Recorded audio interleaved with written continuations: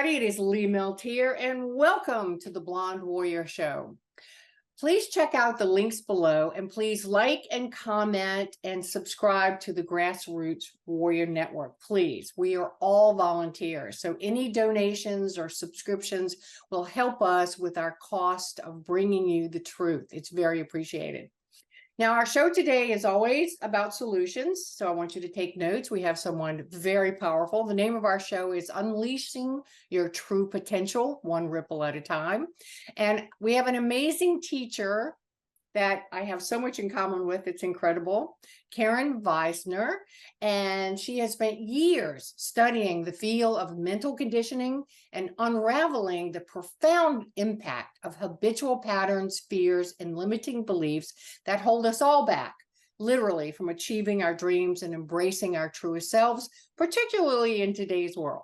Now, she has a track record of transforming thousands of lives, and she empowers her clients to shed old beliefs, old coding, and programming that hinder their desired lifestyles.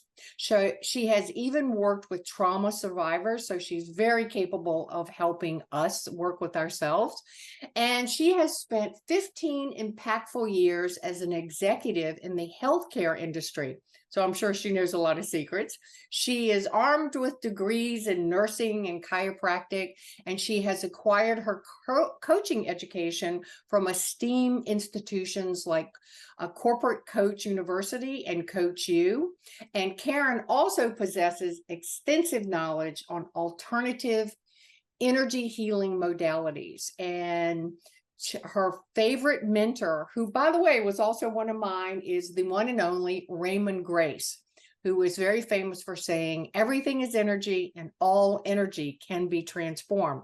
And that's why we want to have someone like Dr. Karen here with us, who is internationally known, and her passion is to help other people. So she's going to help us a little bit today, and we're going to talk about one of our favorite books. So welcome, Karen. Oh, Lee, thank you. I feel so blessed and so grateful to get to be with you. I have admired you and followed you for years. So it's a blessing. Thank you. Thank you for coming. Yeah, you're a blessing to me today. So Karen and I actually sort of started talking on Facebook about one of our favorite books of all time. And this is Dr. David Hawkins. Now, he's not the wheelchair Hawkins about space. He was a psychologist, and he passed away a number of years ago. And I'm sure you can appreciate this, Karen. When he passed away, I actually cried. And I had never met him in person, but I had been such a devotee of his teachings, YouTube videos. I used to play all of his YouTube videos in all of my Vision Quest. And so I wanted you to start off today because his book is called The Hidden Detriments of Human Behavior. So you're very, in fact, to be honest, you're one of the few people I know who is really into this kind of high-powered information. So talk about what you learned, or what was important to you about this book, and how you think it can transform people into more powerful, empowered, working in the world every day. That's a great book, Lee, and I too cried when he passed. I had the pleasure and opportunity to meet with him and work with him. I went to 2 seminars in Sedona that he had that were long weekends. And that was after reading Power versus Force. And I never really resonated a whole lot with his other books, but this one was so impactful. And I think one of the things that struck me was that he said in the book, most people, because of their choices that they make and their decisions, actually, you're born into a level of consciousness, and then your level of consciousness can actually drop. And that scale is exponential. So it's not, 5 points on that scale is huge. It's not just like, it's not like 5 degrees. It's enormous. And so I was studying a lot of different things at the time, and I had an intuitive sense that there had to be, I always operate with, if there's a problem, God has a solution for it. And so, or spirit or consciousness, whatever you want to call it. And so I went and studied with him with the intention of really finding how I could take his information and help my clients raise their level of consciousness, and raise my own level of consciousness too. It was a very selfish endeavor because I wanted it. I wanted higher levels.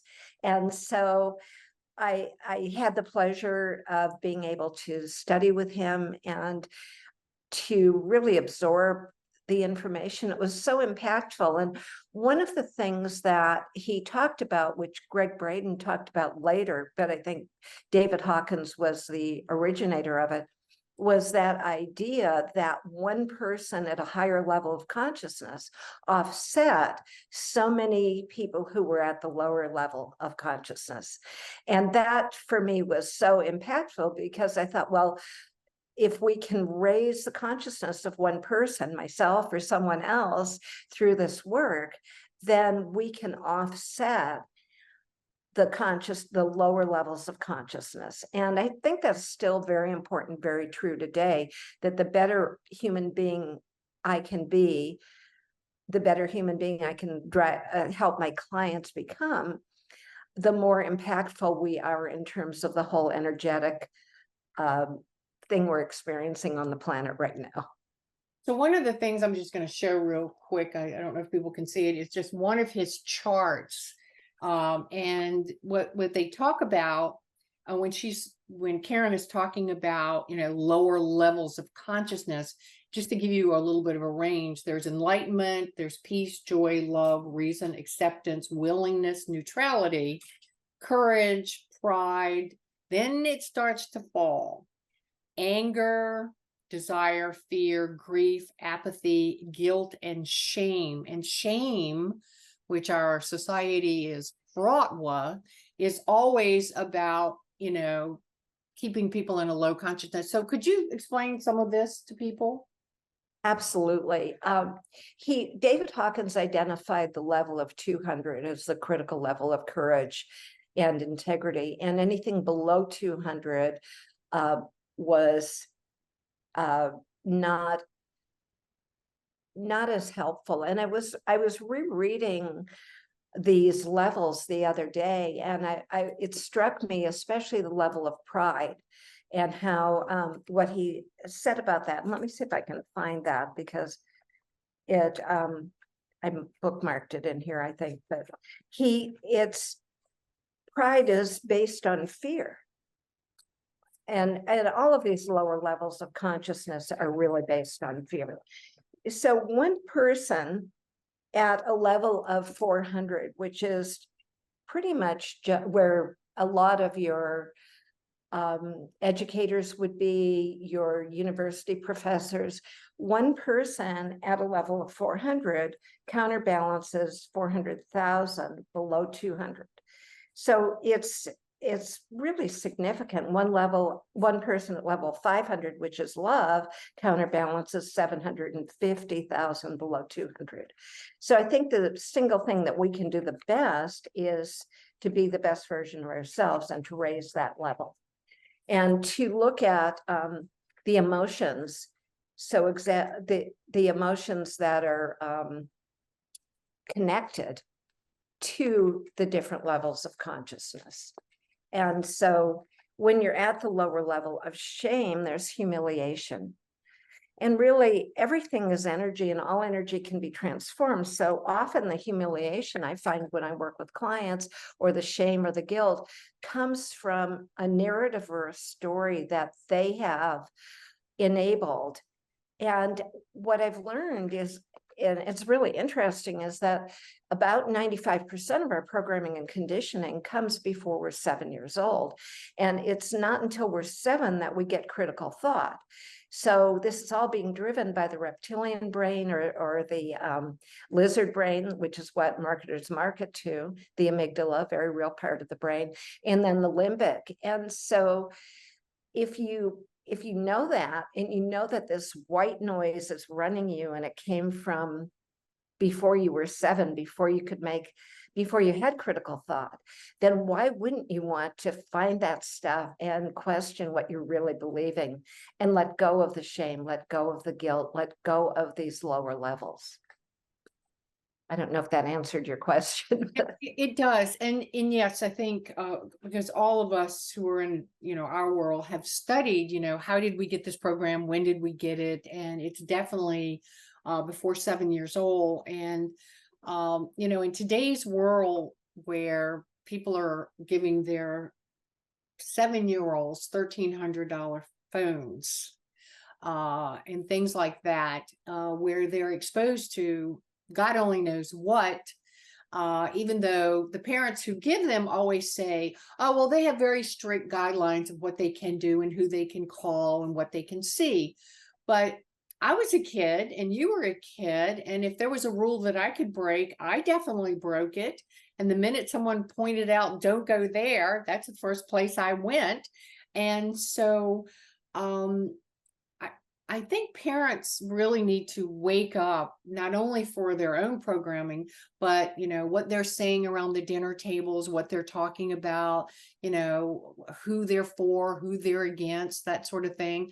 And some of the old ways of using, as we were just talking about shame, like shame has words around it called miserable, humiliation, all that kind of stuff that just makes people kind of really sad. I started the book because it was recommended to me by someone I really admired, Raymond Grace. And so, by the way, Raymond Grace, if you want to look him up, he is a very famous dowser. And dowsing is using kinesiology, and it is testing energy for the most part to make it easy. And I'm a big believer in kinesiology. I'm a big believer in chiropractor, and that's really where I originally got involved with kinesiology. And I was fascinated that someone could test how I was feeling or what my levels were in certain things without using like blood or big machines or things. But once I got into like understanding pendulum and dowsing and things like that, it completely changed my life because I test things. Like, if there's vitamins in here and I'm deciding, do I need these vitamins right now? Or does my body want these vitamins right now? Maybe you think I'm crazy to do that, but it's very beneficial for me. I know the right vitamins on the right time and simple things. But I do recommend that everyone invest in the book, read the book, and I will be first to tell you that your first exposure to it will be what? Oh my, I don't understand anything. Right? Yeah, it's not an easy read because we have so many assumptions about what's real. And then it really does challenge your thought processes. And I think we've been programmed and conditioned as society to lie to ourselves, to not look at what we don't want to see. And so I think it's a great wake-up call. But yes, it might be, oh my gosh, I had no idea. Well, I read it the first time and then I said, okay, I have a little basis of knowledge. I'm going to read it again. I also read it with another person, so we got to discuss it. And that was very beneficial. In fact, you might want to do a class on that sometime. I think people would really love that. And speaking of that, I know you've worked with this book in clients. So share with us how, this consciousness shifting has helped them, what steps they took, and what lessons we can learn from their journey of trying to have a higher consciousness. Well, that's a great question. Years ago when I was married, before my husband passed, he passed in 2002. I was studying with Thomas Leonard. He was one of my mentors, and he was the father of the coaching movement. And Thomas was absolutely brilliant. He was a genius, and he had research and development committees. And at that time, we didn't have this type of technology. So we used conference calls, and Thomas taught he had written a book called The Portable Coach. And one of the things he identified in that book was needs and how needs drive behavior. And he taught that you had to know what your needs were so you could inform your circle of influence about that. So you could create this workaround because, for example, if you needed to be heard, you'd repeat yourself over and over and over again. And so you'd have, it would be almost like a safe word, you know, to let you know that you were heard. And I was listening to him one day and I was like, gosh, I am not going to do that. And if I'm not going to do it, my clients aren't going to do it. I knew that well enough. And my husband had the need to be perfect. His mother had been in Auschwitz. She was a perfectionist. He had taken that on. And no matter how he tried to cognitively override it, he couldn't do it. And so I thought there's got to be a solution to this. And when he passed, we had peace about that. But he was like one of these people, he could walk into the room and move something a quarter of an inch in any direction, and it would change the whole energy of the room. So he just had that gift. And so if someone came and cleaned the house and they didn't put this here, it would make him nuts. And he knew it, but he couldn't override it. And so after he passed, I said, I was having a conversation with God one day, and I said, you didn't give us any problems without solutions. Show me how to shift this. And so I was taken on a really interesting journey. And I first started working with clients using radionics and bioresonance devices. And I had a bioresonance device, and I had actually 4 of them because I was traveling, and I could do a seminar with 12 people with 4 machines, 3 on each machine. And I was traveling, but I needed a separate suitcase to schlep all that stuff to London or Honolulu or Canada, wherever I was going. And so one day there was a quantum physicist who was doing a seminar, a workshop at the Institute of Mental Physics, which was in Joshua Tree and was near me. And I was invited to go. So I packed up my machine because I was very, very enamored of it, I guess I should say. And I got up there and I'm showing it to him, and I can't remember his last name. His first name was Val. And he looked at me and he goes, Karen, you don't need that thing. You're every bit as good as it. All you need to do is find the fear. All fear is fear of change. It differentiates into 3 major categories. That's fear of not being good enough, fear of being left behind, and fear of the unknown. He said, just find the fear and you can shift it. You don't need that machine. Well, I didn't believe him.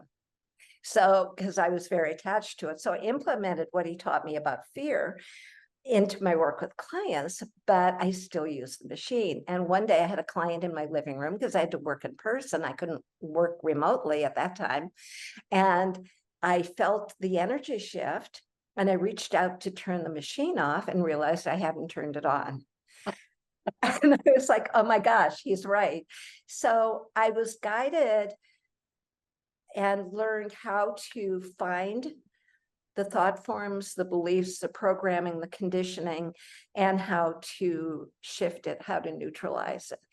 And I had some other really interesting experiences. I don't know if you ever read the book, Lee, The Culture Code. It was written by a man who was a cultural anthropologist. His name was Clotaire Rapiel. I'll send you a link to it. Fascinating book. But he talked about how marketers market to the lizard brain, or the amygdala. And it's always fear. And so he was a man that was employed by Fortune 500 companies to find out how to market to the lizard brain, and they would do these focus groups. So that was, when I found that was very impactful, because I then was able to integrate that into what is the fear, what is the person really experiencing. In my work over the years, when I started working more with people who had trauma, I found that there was a 4th fear, and that fear was like an umbrella over everything else. And that was the fear that it would happen again. And that would cause people to really shut down. So the image that I used for years, and I'm starting to use it again because it's so impactful, is that of a cone. And at the top of the cone is the field of all opportunity. That's where our freedom is, where our choice is, where we get to create. But through life, through the insults and injuries, we tend to spiral downward, and we're operating in that lower 20%. And so many people feel like they're in a pressure cooker. There's nowhere to go. They don't know what to do next. And once we start neutralizing that coding, the programming, the belief systems, the narratives, they start spiraling upward and have much more available to them and more bandwidth. And I hope that answered your question. It was a little bit of a long one. Oh, that's great. So tell me, the fourth fear is about they're afraid it will happen again. You mean whatever fears they If have? someone had trauma, if someone was traumatized, for example, sexually abused or physically abused as a child, that kind of puts a lid over everything. In the experience that I've had with people. So you have to get them to the point that they recognize that they're no longer that 3-year-old or that 4-year-old or that 5-year-old, and that they actually have the power now to say no. So that brings up a very interesting question on why do you believe that people are presented with evidence of truth in our reality today, but are completely shut down to allowing that truth to be in their own world? So I'm talking about truthers sharing things to, we'll call them civilians, Non-truthers. poor souls. I mean, I'm fascinated with conversations I have with people where I can actually, here's documents, here's proof, here's this, here's that, and they're like this. I hear it, and I had just last week a pilot from Delta who lives across the street from me, and we were talking at the mailbox about something, and he brought up a subject, and I was like, oh, well, I know all about that, and I started giving him information. He literally, a grown man, that goes, I don't want to hear it. I don't want to hear it. I don't want to hear it. And I finally said, okay, no problem, and I left. But I was flabbergasted. So what is holding these people in this stage of complete disbelief? Well, I think there are a couple of things. One is we've been programmed and conditioned to believe that we don't have the power, that it's outside of us, and that the government's going to take care of us. The FDA takes care of us. They wouldn't do that to us. The big problem, I think, Lee, is that we judge everything through the filter of what we would do. And if I wouldn't do it, I can't believe somebody else would. People actually use that phrase, Karen. They actually say, well, I just can't believe that anyone would ever do that. I mean, it's just foreign that something like that would happen to me. I remember a couple of years ago, just as the pandemic started, I'm very clear when I say that. I had workmen in yesterday, and I was referring to that. And one of them kept saying, I don't understand what the pandemic is. And I went, well, you just lived through 2 years of it, so that should help you a little bit. But I mean, people just actually say, I cannot believe that people I love and trust, the news or the government, or specifically, she talked about her physician.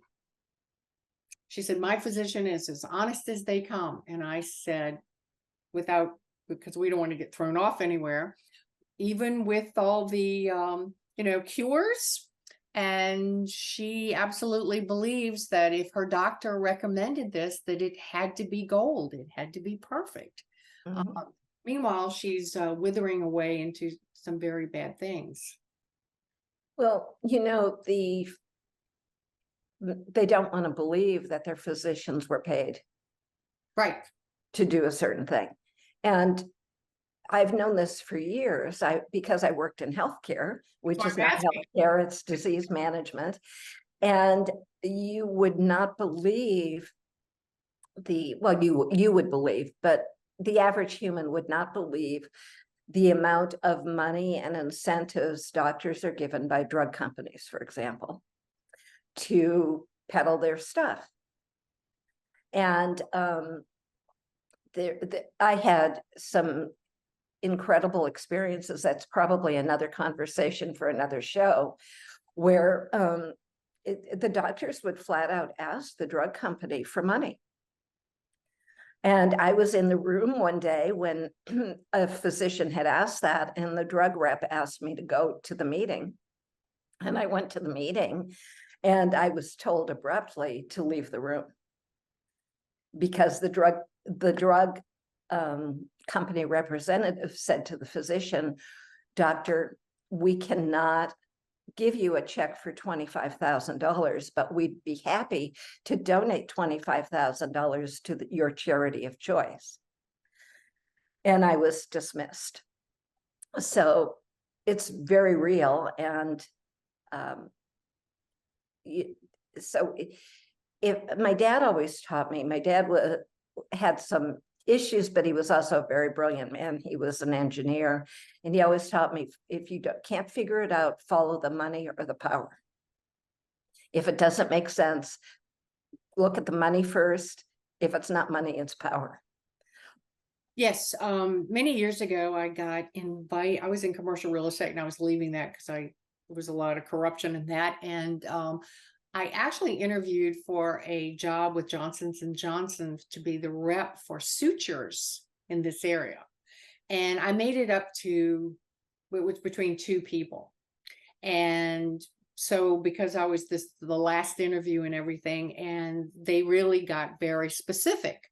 And they talked about that this was something that happened, and how to handle that situation, and what to say and what to do and things like that. And I'm not going to go into that for obvious reasons here, but I was so stunned at the time that there was this exchange going on, pay to play kind of thing. And I was like really not leaning on taking the job. And then they gave me some other information that made me absolutely clear I was not taking the job, because there was some real, let's just say my view of my integrity, I could not have lived with myself doing this for a living. Mm-hmm. And even though it was very lucrative, and I know a gal who took the job, she's still in the job. It's a long, long time, and she's incredibly wealthy. I mean, serious bucks. But her integrity level was completely different than mine. And so it's worse than ever. Yes. And the vacations, the golf clubs, the dinners, the expensive champagnes, it's mind-boggling. It's absolutely mind-boggling. The incentives to represent a particular drug in a particular field. And so I just think people are naive, and they have assumptions. We make assumptions. The 4 Agreements, a great book, one of the agreements is never make assumptions. Right. But we make assumptions based on what we would do, or who we are, or how we behave. And that leaves no room for an awareness that things may not be as we think they are. They may not be as they've been presented to us. So that leads me to the next question, which is basically, what advice would you give to someone who's trying to break free of some of these illusions and expectations and embrace, the truth more? What would you suggest they do? Well, it would depend on the situation. I think that you can go down the rabbit hole, and I don't know that that's really useful, because you could spend time is our most precious resource, and you don't need to do that. But I think if you're looking at something in your life, for example, that's a struggle or a challenge, one of the really great tools that I give my clients to use is tool of journaling. I cannot let go of this because, so I cannot let go of this belief because, and if you write that down and you just don't judge it and you list everything that comes to mind, you're going to be blown away by what comes up. You know, my mother wouldn't like it, or Aunt Sally told me it was different, or that wasn't what I learned, or that might cause somebody to not like me. I mean, it's the things that people come up with when they do a journaling prompt like that are really very telling. And then you can look at each of those things and go, do I really, individually, do I really believe this? What do I really believe about this? And that challenges you to open to different possibilities. And I think that's really a powerful tool. It's a journaling exercise that I do with clients. It's one I also often give clients to do. Another thing is to be in gratitude and appreciation, because the more we express gratitude and appreciation, the more we raise our vibration, and then that brings to us new things. And it was interesting. I had an experience yesterday with the temperatures have been very warm here in Arizona, and we've been up to 115. Yesterday it was about 111, and I noticed that on my car, it gave a warning to check the tire pressure. And so it was really interesting because I watched my mind do, it was the 2 tires on the driver's side that have lower pressure than the 2 tires on the other side. And they were being signaled as a problem. And I'm like, and so like the first place my mind wanted to go was, oh no, I'm going to have to replace 2 tires. And then I was like, that's stupid. You don't really know that. You know, what if you don't have to replace 2 tires? And then I was like, okay, so I Googled the 2 tire places that were nearby and saw the one that had the highest reviews and said, well, I'll drive over there. And I got over there, and the girl that checked me in goes, oh, you probably have a nail in your tires. And I was like, well, you don't know that. And she goes, go park your car and come back and we'll get you checked in. And so then she's off doing something. This guy is there, and I told him what happened. He goes, oh, he said, ma'am, he said, during this time with the fluctuations in temperature, it's probably just that. I want you to go down here and have them put air in your tires, and we'll see if that takes care of the light or not. And it was so interesting because I could have created any of those scenarios if I had allowed my belief to go to them. But my belief was that my tires are intact. I'm going to have them checked because it's a safety thing, but I'm not going to project any possible negative outcome onto the future, which is where my brain really wanted to go in the beginning. Well, that's a great story. And my first thought when somebody's saying, well, it's probably a nail. Well, let's see, what are the odds of 2 nails in the same tire at exactly the same time? Pretty, Right. pretty low. I love this about don't project negative thoughts into the future, because I think I listen to so many conversations with people predicting these horrible futures for us. And it annoys me beyond description, because we're self-fulfilling prophecies. We're much more powerful than people realize. When you use words, you are spelling, you know, if people are listening to us, they probably know what that means, but you're programming reality to be what you have said, because your word is power. Yes? Absolutely. And I remember, Karen, the very first time I was 16 years old.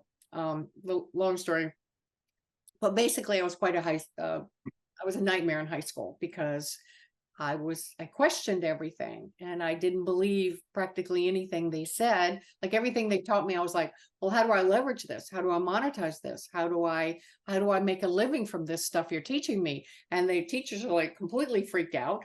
And, you know, finally they send me to the principal's office, who doesn't know what to do with me. So you know what they did with me? they made me an assistant in the library, which, oh my God, was my guides looking after me that day.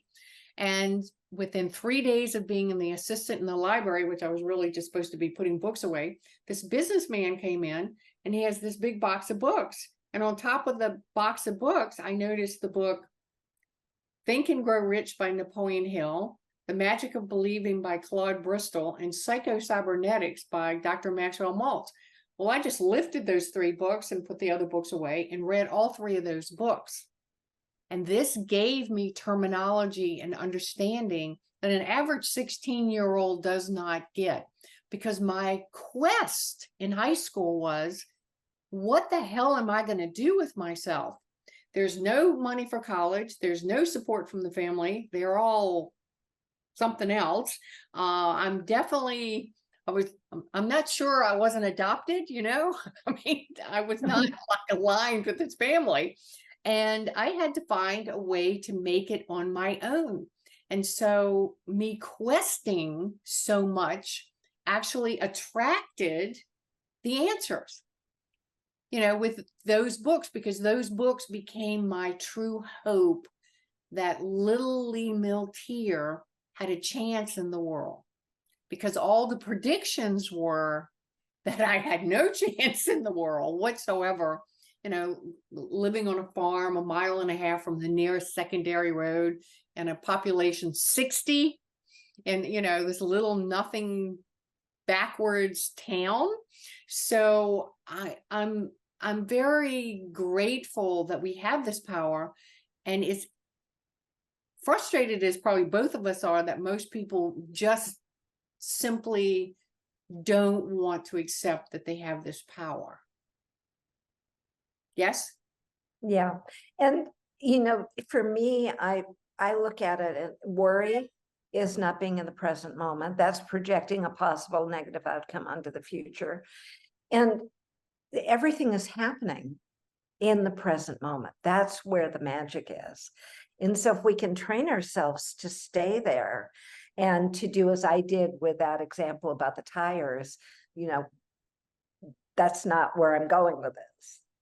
And to stay in the positive, I do think that we have the opportunity to change everything that's happening on this planet, because we can offset with our higher vibrational frequency. We can offset all of those people that are doing the doom and gloom, and I don't believe for a minute any of that bad stuff is going to happen. Well, so a friend of mine who's really astute at studying the history of government recently said to me, don't worry about all these bad things and bills and things that they're trying to do, because there's a couple of real facts about the government. Even if they pass it, it now has to go to a wad of people, and these are his terms, a wad of people who don't want to change, who are very slow to change, and are very inept to begin with about change, and that it takes so long for that to sort of get into the system that a lot of it is dulled or, muted or things like that. So that was very comforting to me that, the government is slow. Well, and we can't trust the news. We don't really, none of us really know what's going on. Right. But we do know that we have creator, God, source, consciousness, whatever you want to call that, doesn't matter to me, looking after us, if we allow that.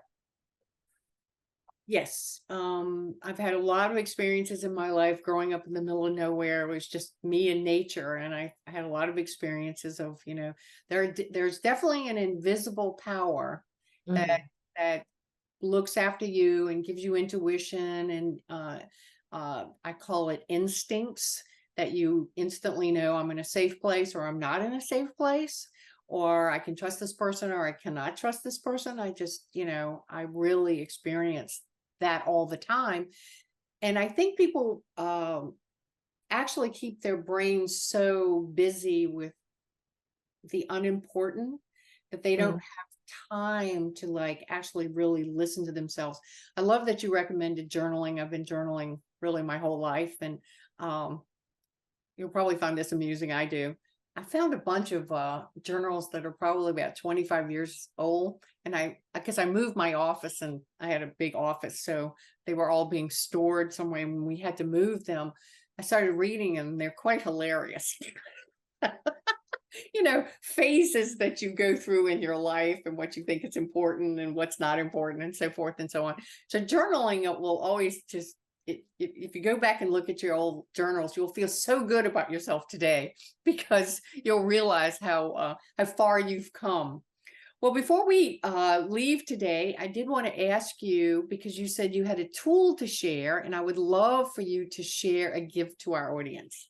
Okay, well, I have a couple of things. I have I call it a, God, what did I call it? I changed the name of it. It's an inventory where you can actually see how you feel about your life and where you are, and kind of take an inventory. And I think it's really good to take an inventory of your life and where you are and where you're going, because we forget. We tend to beat ourselves up, and we forget just how fabulous we are and how much we've accomplished. And we tend to judge ourselves and beat ourselves up. So if you go in there and you take that inventory, then you can, and I think I sent you did I send you the link to it, Lee? Yes, it's at, let's see, stan.store/Dr. Karen.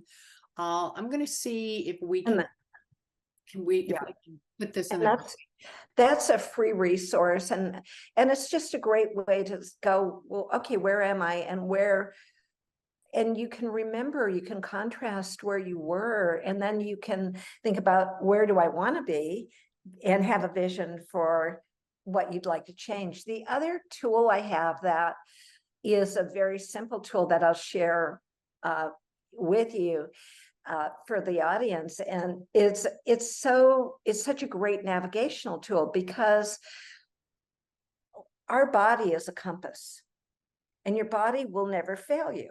So your body is your energy is either expanding, that's a yes, or it's contracting, that's a no, or it's neutral, which either means you need more information, or it doesn't matter if you have Chinese or Thai food, because you like them both equally. It's that kind of thing. So what I have my clients do is close their eyes, and I ask them to imagine that they're at a posh dinner party, and that the waiter comes and serves them something they would never eat. Like in my case, that would be liver. That would be a really not. And you can notice, if you think about that image, your energy collapses when you do that. And then and I use food because it's kind of a universal thing. It doesn't matter where in the world the person is. Everyone has food they love and hate. And then I'll say, okay, new scenario. The waiters just brought you your favorite food on the planet. For me, that might be a really nice chocolate molten lava cake or something like that. And you can feel how your energy expands. Well, your body's a compass. So if you go back to an experience that was a peak experience, and you go to the moment that you made that decision, you'll find that the energy in your body is expanded. And if you go to an experience where you had some regret, or you were like, oh, that wasn't the best choice ever, if you go to that decision moment, you'll notice that your body is contracted. And what happens is our intuition comes in and tells us what to do or how to be, the inspiration, the instinct. But then our ego mind comes in and overrules that and does the blah, blah, blah, blah, blah, blah, blah. Well, the ego always wins. And then it comes back and beats you up when it wasn't such a cool thing to do, or wasn't such a great experience. So it's a really useful exercise. And if you start to get in touch with what your body is doing, it will never fail you. And I had a client who was considering signing up for a $10,000 mastermind. And we did this exercise, and she was neutral.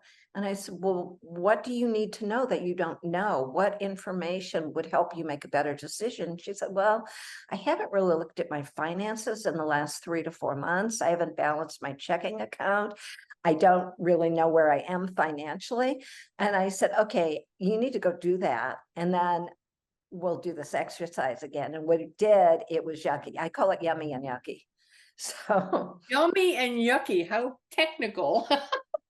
well, it's simple and it's easy to remember, right? I like that. I like that. And so she came back and she said, oh my gosh, I'd have to go put it on a credit card and go into credit card debt to do this. And probably isn't the best time. I'm sure the gentleman that was selling her the mastermind was not too happy with me, but well. You did the integrity thing. Yeah. Yes. I occasionally have people who want to do something with me and, they're having some financial issues. And I basically say, this isn't the time. It'll cause you more stress.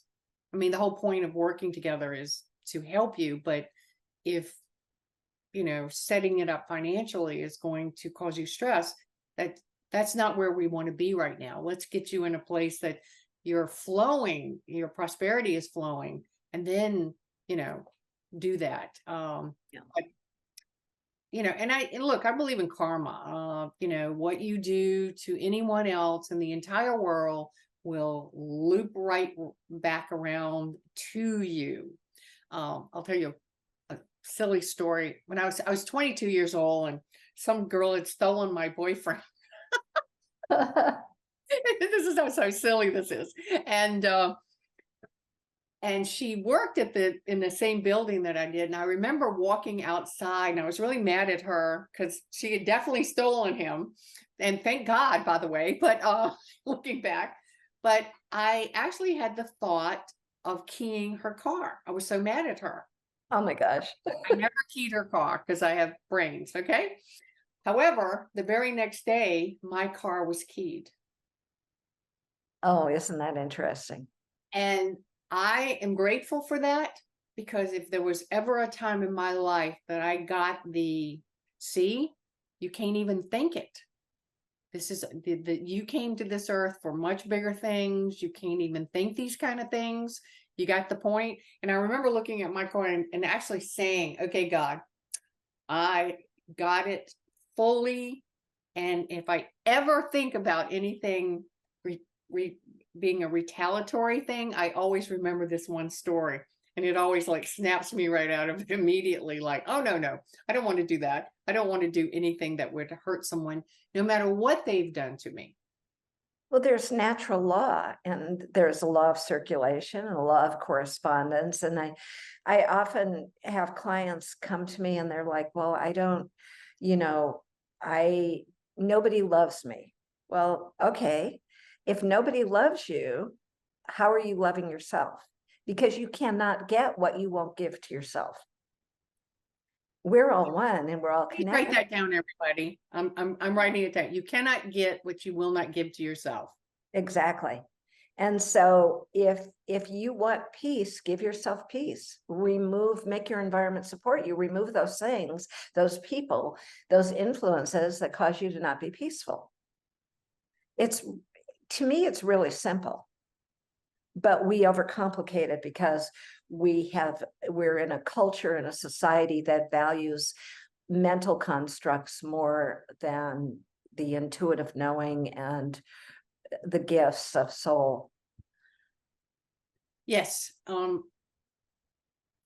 think this conversation is very powerful, because not only do you work one-on-one with people, and you've done that, but you've worked with these amazing people. So Karen, how can people find you?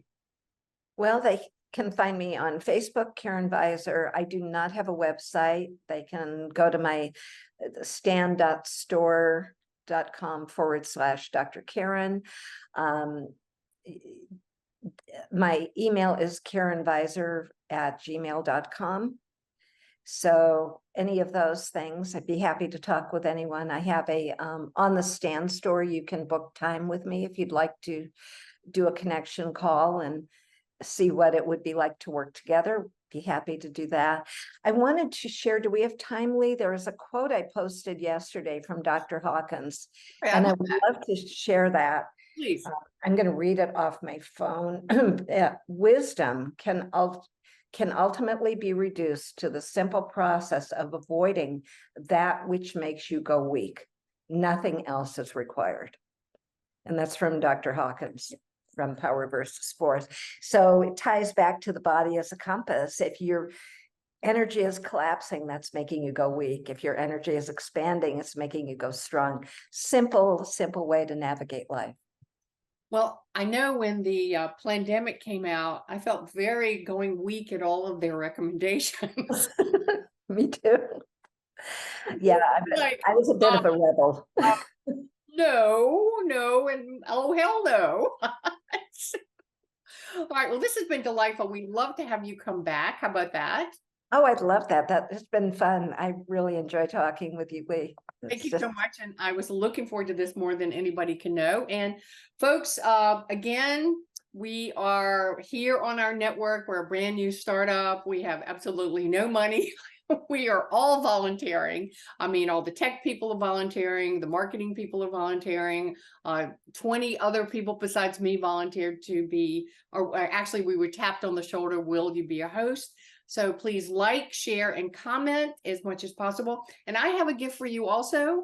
If you go to 5typesofenergy.com, I have 5 free videos for you. They're normally $100. If you go to my website, which is milteer.com, there's a video on mental, physical, emotional, spiritual, and financial energy. Each are 5 minutes long.